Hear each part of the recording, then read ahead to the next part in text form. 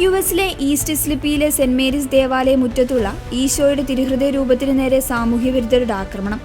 ഞായറാഴ്ച രാവിലെ വിശുദ്ധ കുർബാനയ്ക്കും ആദ്യ കുർബാന സ്വീകരണ ചടങ്ങുകൾക്കുമായി എത്തിയ വിശ്വാസികൾ എത്തിയപ്പോഴാണ് തിരുഹൃദയ രൂപത്തിന്റെ ശിരസ് തകർത്ത നിലയിൽ കണ്ടെത്തിയത്. ആദ്യ കുർബാന സ്വീകരിക്കുന്ന കുട്ടികളും കുടുംബാംഗങ്ങളും ചിത്രങ്ങൾ എടുക്കാൻ പതിവായി എത്തുന്ന സ്ഥലത്താണ് ഈ അതിക്രമം നടന്നത്.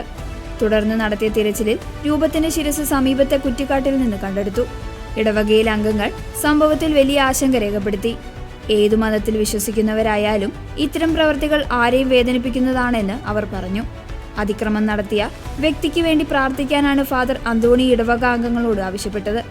ഇത് തികച്ചും തെറ്റായ പ്രവൃത്തിയാണ്, എങ്കിലും അവർക്കായി നമുക്ക് പ്രാർത്ഥിക്കാമെന്ന് അദ്ദേഹം കൂട്ടിച്ചേർത്തു. ഇതിനിടെ തകർന്ന രൂപത്തിന്റെ ചുവട്ടിൽ വിശ്വാസികൾ പുഷ്പങ്ങൾ അർപ്പിച്ച് പ്രാർത്ഥിച്ചു. സംഭവത്തിൽ പോലീസിന്റെ ഹെയ്റ്റ് ക്രൈം യൂണിറ്റ് അന്വേഷണം ആരംഭിച്ചു.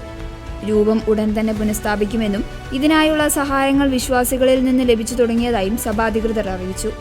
അടുത്തയാഴ്ചയോടെ രൂപം പൂർവ്വസ്ഥിതിയിലാക്കാനാണ് തീരുമാനം.